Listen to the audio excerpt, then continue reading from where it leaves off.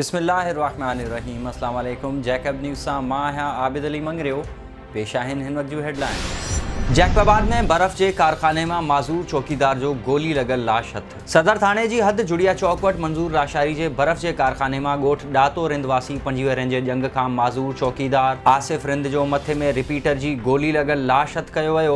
इत्तला ते हद जी पुलिस पहुची लाश ज़रूरी कार्रवाई लाइ सिविल अस्पताल मुंतकिल करे छॾियो। बर्फ़ कारखाने जे मालिक मंज़ूर लाशारी मौजिब त फ़ौती गुज़िरियल 3 सालनि खां कारखाने जो चौकीदार हो। रात भी कारखाने ते मौजूद हो। सुबह जो गोली लगल लाश मिलियो आहे। चौकीदारी लाइ खेस रिपीटर ॾिनो वियो हो। फ़ौती जे वेझे रिश्तेदार मोहिब अली रिंद ॿुधायो त असांजी कंहिंसां दुश्मनी नाहे। यकीन आहे त हू आपघात भी न कंदो।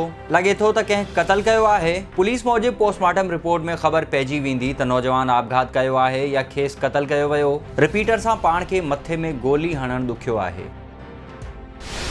जैकबाबाद जी सिविल अस्पताल में सुधारो न अची सघियो। कटा शाख वासण 17 वरनि जी छोकरी करीमा बिरोही जो लाश वारिस एम्बुलेंस न मिलण सबब रिक्शा में खणाए विया। फ़ौती छोकरी जे वारिसनि मौजिब त करीमा जी हालत ख़राब थी वई, जंहिंखे सिविल अस्पताल आंदोसीं, जितां असांखे फर्स्ट एड ॾेई एयरबेस अस्पताल खणाए वञण जो मशवरो ॾिनो वियो। जंहिंखे सिविल अस्पताल मां एयरबेस खणाए वञी रहिया हुआसीं त छोकरी रस्ते में ई फौत थी वई ऐं वापसि अस्पताल पहुची एम्बुलेंस जी घुर कईसीं, पर को ॿुधण वारो ई न हो। ॿिए पासे राब्तो करण ते सिविल सर्जन डॉक्टर अब्दुल मालिक खरल जो चवणु हो त असीं हिन छोकरी खे रेफर न कयो आहे, पर ही छोकरी अस्पताल में ई वफ़ात करे वई हुई, जंहिंखे ambulance driver Mohammad Ramzan ambulance में कटा शाख ते छॾे आयो आहे। बाक़ी जेकॾहिं इन खां अॻु कंहिं रिक्शा में रिकॉर्डिंग कई आहे त इहा ॻाल्हि असांजे खाते में न अचणु घुरिजे। जैकबाबाद जा शहरी पीअण जे साफ़ ऐं मिठे पाणी जे फुड़े लाइ परेशान। वाटर सप्लाई ते टैंकर माफिया जो कब्ज़ो। सीएमओ नसरुल्लाह सरकी जी मेहरबानी सां ऑफिसर्स बाअसर ऐं अमीर तबके खे रोज़ानो जी बुनियाद ते टैंकर्स मिलण लॻा। बाअसर माण्हुनि ऑफिसर्स वॾेरनि तोड़े मथे तबके जे माण्हुनि खे घर घर पाणी पहुचाइण लाइ रोज़ानो जी बुनियाद ते केतिरा ई टैंकर भरजण लॻा। पुख़्तन ज़रियनि मौजिब वाटर सप्लाई स्कीम ते भरजंदड़ ही टैंकर ख़ानगी आहिनि, जेके सीएमओ नसरुल्लाह सरकी खे हर चक्कर जा 200 रुपया अदा कंदा आहिनि ऐं हर कलाक बाद 10 टैंकर वाटर सप्लाई स्कीम तां बिना कंहिं रोक टोक जे पाणी भरे वेंदा आहिनि। इन सिलसिले में डेप्यूटी कमिश्नर जैकबाबाद गज़नफर अली कादरी सां राब्तो करण जी कोशिश कई वई, पर फोन न खणण सबब डीसी सां राब्तो न थी सघियो। जॾहिं त नसरुल्लाह सरकी पिण फोन न खयो। होॾां शहरिन चीफ सेक्रेटरी सिंध वॾे वज़ीर ऐं यूएसएड खे अपील कई आहे त निज अवामी मंसूबे तां वॾेरनि बोतारनि ऑफिसरनि ऐं मथे तबके खे फ़ाइदो पहुचाईंदड़ चीफ म्युनिसिपल ऑफिसर नसरुल्लाह सरकी ख़िलाफ़ कार्रवाई कई वञे। इमामिया स्टूडेंट्स ऑर्गेनाइज़ेशन पाकिस्तान जे मरकज़ी अॻवान अवैस ज़ैदी जैकबाबाद प्रेस क्लब में प्रेस कॉन्फ्रेंस कंदे चयो त मुल्क में हिकु मुनज़्ज़म साज़िश तहत फ़िरक़ावारियत खे हवा ॾेई मज़हबी विगोड़ कराइण जी कोशिश कई पई वञे। मुहर्रमुल हराम ईंदे ई हिकु ख़ासि टोले पारां अक़ीदनि जी बुनियाद ते तकफ़ीर कई वई ऐं मोमिनीन मथां कूड़ा केस दाख़िल कराइण वारी रिवायत विधी वई। जेकॾहिं हुकूमत अहिड़े क़िस्म जी फ़िरक़ेवारियत वारी वधंदड़ हवा खे बुंजो न ॾिनो त इन जा ख़तरनाक नतीजा निकिरी सघनि था। जीअं मोमिनीन मथां केस दाख़िल कराया पिया वञनि, अहिड़ा केस असीं भी दाख़िल कराए सघूं था, पर असां नथा चाहियूं त मुल्क में फ़िरक़ेवारियत वारो माहौल पैदा थिए ऐं मुल्क जो अमन ख़राब थिए। होॾां इन खां अॻु योम हुसैन अलैहिस्सलाम जे सिलसिले में हिकु कॉन्फ्रेंस कोठाई वई, जंहिंमें MWM जे मरकज़ी अॻवान अल्लामा अमीन शहीदी, ISO जे मरकज़ी जनरल सेक्रेटरी उवैस ज़ैदी, मनसब करबलाई समेत ॿियनि मरकज़ी अॻवाननि शिरकत कई ऐं कॉन्फ्रेंस में नवासाए रसूल जी फ़ज़ीलत बयान कई वई रसूल सल्लल्लाहु अलैहि वसल्लम जी फ़ज़ीलत बयान कई वई ऐं इमाम हुसैन अलैहिस्सलाम पारां ॾिनल दर्स बयान कयो वियो। दोदापुर वेझो ॻोठ बख़्शण बिरोही वासिन पारां रोड जो कमु न थियण ते ठेकेदार ख़िलाफ़ एहतजाज। ॻोठाणनि दाहींदे चयो त 2010 खां हिन महल ताईं 3 भेरा गड़ी खेरो रोड खां ॻोठ बख़्शण बिरोही ताईं रोड मंज़ूर थियो आहे, पर ठेकेदार रोड ठाराइण बग़ैर समूरी रक़म कढाए हड़प करे वियो आहे ऐं रोड तामीर न पियो थिए। उन्हनि डीसी खां मुतालबो कंदे चयो त जल्द खां जल्द रोड ठारायो वञे। महराबपुर जे शहीद सहाफ़ी अज़ीज़ मेमण जे क़त्ल केस में संदसि कैमरामैन समेत 6 जवाबदारनि जी ज़मानत वारी दरख़्वास्त रद्द। जवाबदारनि ज़ुल्फ़कार उर्फ़ बग्गो, फ़रहान उर्फ़ कारो, इरशाद, ज़फ़र, अमीर उर्फ़ अमीरू ऐं कैमरामैन उवैस पंहिंजे वकीलनि मार्फत सेशन कोर्ट में ज़मानत वारी दरख़्वास्त ॾिनी, जेका अदालत पारां मॉडल क्रिमिनल ट्रायल कोर्ट ॾांहुं उमाणी वई ऐं वकीलनि जी दलील पेश करण बाद मॉडल क्रिमिनल ट्रायल कोर्ट पारां जवाबदारनि जी ज़मानत वारी दरख़्वास्त रद्द कई वई। जाम शोरो में अणसुञातल हथियारबंदनि पारां अमीरुल बहर सिंध जे सदर मुनव्वर मलाह ते कातिलाने हमले ख़िलाफ़ घारो में अमीरुल बहर जे अॻवाननि पारां अशरफ मलाह, एडवोकेट अली हसन मलाह, रफ़ीक मलाह, मंसूर चांडियो, लाला थहीम ऐं ॿियनि जी अॻवानी में एहतजाजी मुज़ाहिरो कयो वियो। मुज़ाहिरीन घुर कंदे चयो त मुनवर मलाह ते हमिलो कंदड़ जवाबदारनि खे गिरफ़्तार कयो वञे, न त सिंध अंदरि एहतजाजी मुज़ाहिरा कया वेंदा। घारो सिविल अस्पताल पारां लाइलाज कयल पीरसन औरत जन्नत ज़ाल मोहम्मद सूफ़न एम्बुलेंस न मिलण सबब ख़ानगी अस्पताल न पहुची सघी। रस्ते में फौत, वारिसनि जो एहतजाज। पीरसन फौती औरत जे वारिसनि जो चवणु हो त पीरसन औरत जी तबियत ख़राब थी वई, जंहिंखे सिविल अस्पताल घारो आंदोसीं, जिते डॉक्टरनि पारां लाइलाज कयो वियो ऐं ख़ानगी अस्पताल खणाए वञण जो मशवरो ॾिनो वियो। पर अस्पताल में एम्बुलेंस न हुअण सबब औरत खे रिक्शा में खणाए वञी रहिया हुआसीं त हू फौत थी वई। अहिड़े वाक़े जी सुञाण धुरिन मज़म्मत कंदे ज़िम्मेवारनि ख़िलाफ़ कार्रवाई जी घुर करे छॾी आहे। होॾां औरत जो लाश ईंदी एम्बुलेंस ज़रिए घर रवानो कयो वियो। काज़ी अहमद में राहू बिरादरी पारां मेहरान यूनिवर्सिटी जे शागिर्द इंजीनियर आफ़ाक राहू, मल्लू अनवर राहू ऐं माशूक राहू मथां मुबैना तौर कूड़ो केस दाख़िल थियण ख़िलाफ़ तालका प्रेस क्लब आॾो आज़ाद अली राहू, इरफान राहू, अब्दुर्रहमान राहू ऐं ॿियनि जी अॻवानी में एहतजाजी मुज़ाहिरो कयो वियो। मुज़ाहिरीन जो चवणु हो त राहू बिरादरी जे नौजवान खे कूड़े क़त्ल केस में फासाए करियर खे वॾो नुक़सानु पहुचायो वियो आहे ऐं मुसलसल रईस इमदाद अली राहू जी मीडिया ट्रायल कई पई वञे, जंहिंजी सख़्त लफ़्ज़नि में मज़म्मत कजे थी। हुननि चयो त आला अदालत खे अपील था करियूं त इमदाद लगारी क़त्ल केस जी साफ़ ऐं शफ़ाफ़ जांच कराई वञे त जीअं राहू बिरादरी जे नौजवाननि सां इंसाफ़ थी सघे।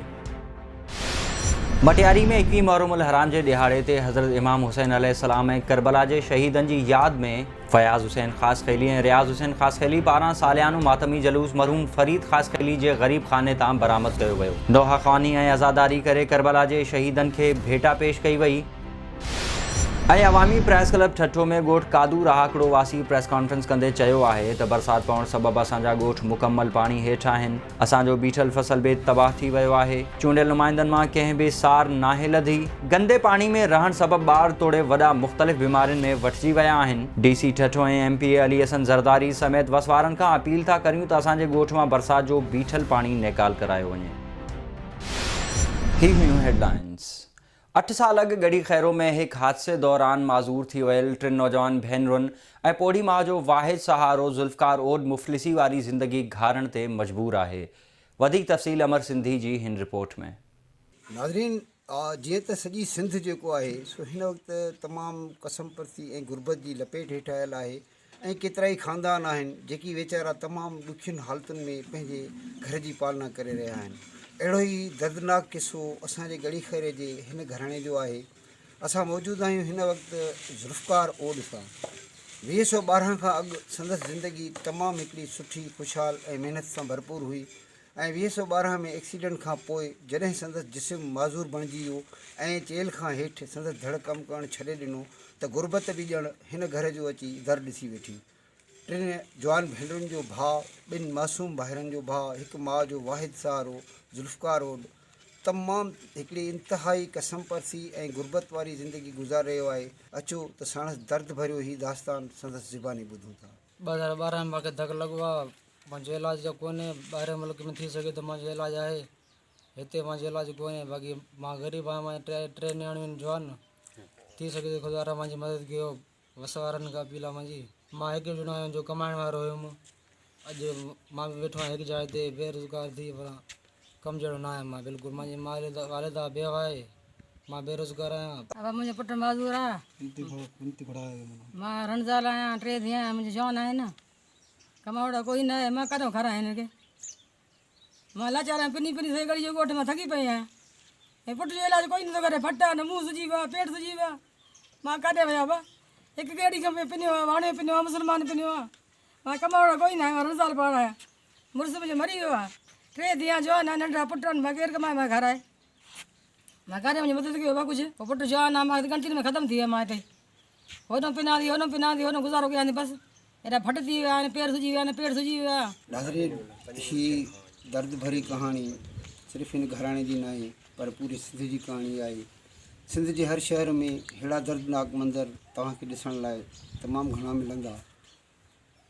सम्झ में नथो अचे त हिननि ग़रीबनि जी वाहर करण लाइ आख़िर केरु अॻिते ईंदो। वसवारनि खे असां बि अपील कयूं था, ख़ासि करे मीर एजाज़ ख़ान जखराणी खे अपील कंदुसि त तव्हां अॻिते अचो। तव्हांजा इन्ही मामले में तमामु वॾा कम थियल आहिनि ऐं ग़रीबनि जी मदद में तव्हां तमामु अॻिते पेश रहिया आहियो। सो असां बि अपील कयूं था हिन अमर बि पंहिंजो दर्दनाक दास्तान तव्हांखे ॿुधायो। असां चाहियूं था त हिन ग़रीब घराणे जी मदद कई वञे ऐं जेको आहे सो हिन बुरहान मां हुननि खे कढियो वञे। कैमरामैन गुलाबड़ो सां गॾु अमर सिंह जी, जेकब न्यूज़, पिणिखे। पनवाकिल भरिसां कच्चे जा मुख़्तलिफ़ ॻोठ केतिरे ई अरसे खां ॿोॾ वारी सूरत हाल के मुंहुं ॾेई रहिया आहिनि। तफ़सील ॿुधाए रहियो आहे माजिद महेसर। अॼु बिल्कुलु हिन असीं मौजूदु आहियूं पनवाकिल भरिसां कच्चे वारे इलाइक़े में। हिन वक़्तु जेको आहे सो पनवाकिल जे भरिसां मुख़्तलिफ़ जेके ॻोठ आहिनि उते असीं पहिरियों जेको आहे सो बंद ते मौजूदु आहियूं। हिते जेको आहे सो 15 खां 20 अंदरि जेके ॻोठ आहिनि उहे जेको आहे सो दरिया जी जेको आहे ॿोॾ वारी सूरत हाल आहे। गुज़िरियल जेको आहे सो कुझु ॾींहंनि खां हितां जा जेके मकानी माण्हू आहिनि उहे तमामु घणा जेको आहे सो परेशान हाल आहिनि। उन खां पोइ जेको आहे हिते जेको आहे सो जेके ॿुधायो वञे पियो त कल्ह हिकु औरत बि जेको आहे सो हिन ॿोॾ वारे पाणी में फोती वई। टिबी इमदाद बि हिते जेको आहे सो का मुहैया न कई वई आहे। उन खां पोइ जेको आहे सो मेडिकल कैंप बि जेको आहे सो हिते लॻाई वियो आहे। त उनखां बि पुछंदासीं हुननि छा चवणु आहे ऐं हिते जेके मुख़्तलिफ़ जेके शहर खां आयल मकानी माण्हू आहिनि उनखां बि पुछंदासीं हुननि छा चवणु आहे। सर असांजा ॻोठ तक़रीबन 20-25 जेके वेझा वेझा ॻोठ आहिनि उहे पाणी में मुतासिर थिया आहिनि ऐं पाणी तक़रीबन घरनि ते चढ़ी वियो आहे। उन खां पोइ माल पाण वॾी तकलीफ़ में न गवर्नमेंट तरफ़ां का ॿेड़ी वग़ैरह आहे न काई इमदाद आहे। उन खां पोइ न काई गवर्नमेंट तरफ़ां का जेको अस्पताल जी सहूलियत कंहिं दवा वग़ैरह जी सहूलियत आहे कंहिं माण्हू खे खणी वञूं कंहिं वेझे हिन में न गवर्नमेंट तरफ़ां का कैंप वग़ैरह बि आहे। तक़रीबन असांखे 10 खां 15 ॾींहंनि ताईं पाणी में आहियूं। हुकूमती इदारनि तरफ़ां का दावा कई वई आहे को तव्हांखे रद पचाल आहे को या न कोई बि हुकूमत जो नुमाइंदो असां वटि लड़ी न आयो आहे। अच्छा, कल्ह जेकी हिकु औरत ॿुधी फोत थी वई उन में तक़रीबन 14 खां 15 कलाक लॻा। हुकूमती इदारनि तरफ़ां को माण्हू आयो नेवी जा माण्हू? न कुझु बि न। उहो पंहिंजी मदद पाण त जेको बि थियो उहे टोबा वग़ैरह माण्हू हितां लोकल जेको आहे सो घुराए। अच्छा, हुकूमत तरफ़ां को बि नुमाइंदो लड़ी बि न आयो हिन वक़्त ताईं पुछणु का सूरत हाल ॾुख सुख कुझु बि न आयो। मरीज़ सर हिन वक़्तु त 20-25 थी विया आहिनि। अच्छा, हे जेकी मेडिकल कैंप आहे इहा पीपेशाह जे तरफ़ां आहे। शुरूआती कैंप असल में असां जेको आहे त मिठू दमदम जे हिते आहियूंसीं। अच्छा, 2 ॾींहं असां हुते वियासीं 3 ॾींहं। अच्छा, पोइ जेको आहे ऑफिस खां जेको आहे असांखे कॉल थी त हिते न आहे हाणे। अच्छा, जिते अॻ में लॻंदी सुरगो पॉइंट ते सही उते ई हणंदासीं कैंप। असांजूं 3 शिफ्टियूं आहिनि। अच्छा, हुन मॉर्निंग इवनिंग ऐं नाइट शिफ्ट आहे। हर हिकु पंहिंजो हिसाब आहे टाइमिंग ते जेको आहे सो ड्यूटी ॾेई हलिया वञनि था। पर ड्यूटी जे जेके मुक़ररु ॾींदा आहिनि उहे 24 कलाक हिते आन वेठल ई आहिनि। न लोकल आहिनि ॻोठनि जा जंहिंजो हर को पंहिंजे टाइम ते अची वेंदो आहे और हुनजो टाइम पूरो थींदो आहे, ॿी शिफ्ट शुरू थी वेंदी आहे। अच्छा, असां सिंध हुकूमत खे अपील था करियूं त हिते घटि में घटि जेको आहे असांखे ॿेड़ियूं मुहैया कई वञनि। जेके ॻोठाणा आहिनि उन्हनि खे अचणु वञणु ॾाढी तकलीफ़ थी आहे। हिकिड़ी औरत बि फौत थी वई आहे। उनखां पोइ जेको आहे त हिते राशन वग़ैरह बि जेको आहे माण्हुनि खे ॾिनो वञे त जीअं उन्हनि जी मदद थी सघे। अॼु बिल्कुलु ई अवी हितां जे मक़ामी माण्हुनि ऐं हुतां जे जेके ॿोॾ मुतासिर आहिनि उन्हनि जूं ॻाल्हियूं ॿुधियूं। सननि चवणो त गुज़िरियल 10 खां 15 ॾींहं थिया आहिनि हिते जेकी ॿोॾ आयल आहे ऐं हितां जा जेके मुख़्तलिफ़ जेके माण्हू आहिनि उते मौजूदु आहिनि। पंहिंजी जेको आहे सो मदद पाण तहत मुख़्तलिफ़ ॿेड़ियुनि ज़रिए जेको आहे सो हितां खां मुख़्तलिफ़ जेके ॻोठ आहिनि ओॾे वञी ऐं अची रहिया आहिनि। उनखां पोइ जेको आहे सो मां तव्हांखे ॿुधाईंदो हलां त हिते कल्ह हिकु औरत जेको आहे सो पाणी में बुॾी वई हुई पर हुकूमत तरफ़ां को बि जेको आहे सो अमल दरामद न कयो वियो हुयो। उनखां पोइ हिते जेकी मेडिकल जेकी कैंप आहे उहा बि हई वई आहे जिते जेको अणवणंदड़ जेको वाक़ियो पेश अचे थो त उनखे हू जेको आहे सो मुंहुं ॾेई सघनि। उनखां पोइ हितां जे ॻोठनि जो पिणु चवणु आहे त हिते असांखे मुख़्तलिफ़ वॾियूं जेके कैंपियूं आहिनि मुहैया कयूं वञनि जीअं असां जेको आहे सो ज़िंदगी बहितर नमूने गुज़ारियूं ऐं जेकी पाणी वारो जेको मरलो आहे उहो ख़तमु थी सघे। घारो लॻ दरगाह बचल शाह बुखारी बुनियादी सहूलियतुनि खां महरूम आहे।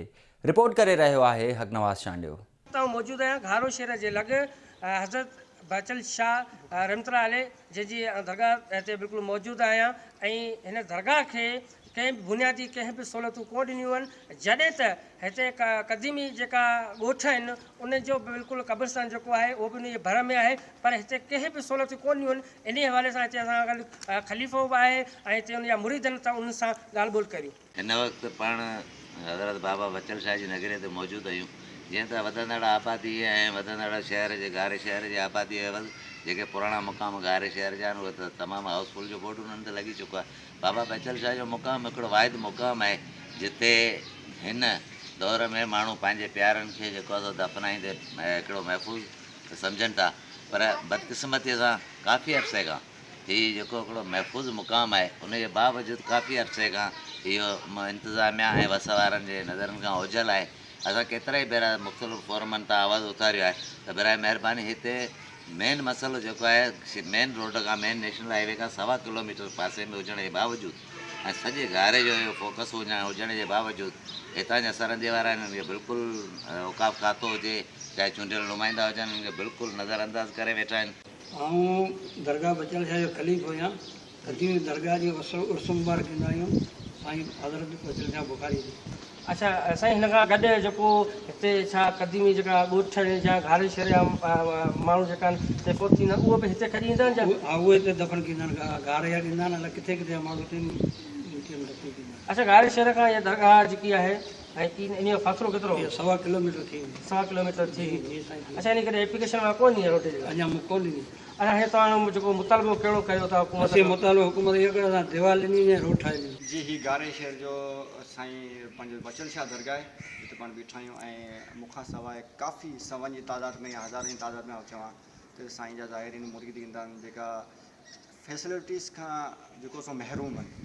जीअं ॻाल्हाईंदो हलां त हिन जे भर में जेको क़ब्रिस्तान आहे ऐं हिन क़ब्रिस्तान में गारे जा ओड़े पाड़े जा केतिरा ई ॻोठनि केतिरा ई माण्हू हिते अचनि था पंहिंजे प्यारनि खे रखनि था उन्हनि खे का बि फैसिलिटीज़ गवर्नमेंट जे तरफ़ां नाहे मिली।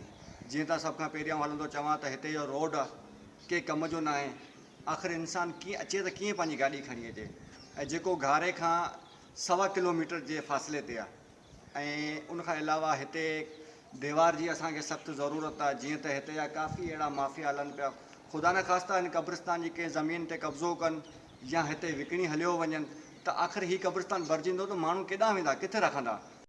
जी बिल्कुलु नाज़रीन ख़लीफ़े जूं ॻाल्हियूं ॿुधियूं साईं बचल शाह रहमतुल्लाह अलैह जे मुरीदनि जूं ॻाल्हियूं ॿुधियूं। हिननि सिंध हुकूमत खां मुतालबो कयो आहे DC ठठो खां बि हिननि मुतालबो कयो आहे त साईं बचल शाह रहमतुल्लाह अलैह जी दरगाह खे चो तरफ़ जेको आहे दीवार ॾिनी वञे जॾहिं त हिते जेको क़दीमी क़ब्रिस्तान बि आहे जॾहिं ॻोठनि वारा जेका पंहिंजे प्यारनि खे जेको हिते रखियो वेंदो आहे उन सां गॾु ऐं हिते जेको हीउ रोड आहे घारो शहर खां ऐं दरगाह ताईं जेको आहे 1.25 किलोमीटर ते आहे। हिन मुतालबो इहो कयो आहे त इहो ठाहियो ॾिनो वञे। ही हुयूं हिन वक़्त ताईं हेडलाइंस। वधीक ख़बरुनि ऐं अपडेट्स लाइ विज़िट कयो असांजी वेबसाइट www.jacobnewsht.com ऐं फेसबुक ते फॉलो कयो। ॾिसंदा रहो जैकब न्यूज़ ख़बर खां हक़ीक़त ताईं।